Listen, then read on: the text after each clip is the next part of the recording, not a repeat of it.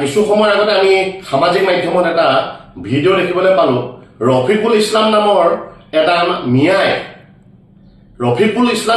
মিয়াই শিৱসাগৰত গৈ অসম তথা অসমীয়া জাতিৰ হৃদপিণ্ড এছিয়া মহাদেশৰ প্ৰথম পেভিলিয়ন ৰংঘৰৰ বাকৰিত গৈ অসমীয়া জাতিক চেলেঞ্জ কৰিছে। এই যি গেলাপুখুৰীৰ পুনি মিয়া এই ৰফিকুল ইছলাম চালা হাৰামজাদা, তোক ক'ব বিচাৰিছোঁ সাহস আছে যদি সন্মুখত আহিবি, পলাই চুৰকৈ তেনেকৈ টুৰিষ্টৰ দৰে গৈ ৰংঘৰক পিছফালে লৈ আমাক ভাবুকি দিবি আৰু আমি সাৱটি বহি থাকিম, এই কথা কেতিয়াও হ'ব নোৱাৰে। মনত ৰাখিবি, এই ৰংঘৰৰ বাকৰিতে আমি ৭০ বাৰকৈ মোগলক পৰাস্ত কৰাৰ পিছত আমি তাত আনন্দ উল্লাস কৰিছিলোঁ, আৰু তই তাত গৈ আমাৰ হৃদপিণ্ডত গৈ তই আক্ৰমণ কৰিবি, কামোৰ বহাবলৈ চেষ্টা কৰিবি, তোক আমি ক্ষমা কৰি দিম, এয়া কেতিয়াও হ'ব নোৱাৰে। অসমৰ মাননীয় মুখ্যমন্ত্ৰী ডাঙৰীয়াক আমি আহ্বান জনাইছোঁ, অসমৰ পুলিচক আমি আহ্বান জনাইছোঁ, ডিজিপি ডাঙৰীয়াক আহ্বান জনাইছোঁ, এই যি ৰফিকুল ইছলাম নামৰ এইটো যিটো হাৰামজাদা, এইটো গেলাপুখুৰীৰ যিটো পুনি, এইটো অতি শীঘ্ৰে কৰায়ত্ব কৰক। দেহত তেজৰ পিৰপিৰণি উঠিছে, আমি ৰক্ত স্নান কৰিবলৈ কিন্তু সাজু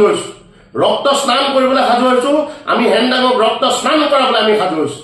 তহঁতৰ দৰে মিয়াবিলাকৰ কাৰণে আজি আমাৰ মাজত সম্প্ৰীতি নাইকিয়া হৈছে।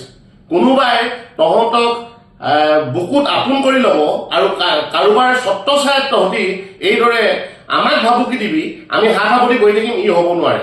মই এতিয়া বাহিৰত আছোঁ কাৰণে এই কথাখিনি মই মিডিয়াৰ জৰিয়তে কথাখিনি অসমৰ ৰাইজলৈ আহ্বান জনাইছোঁ।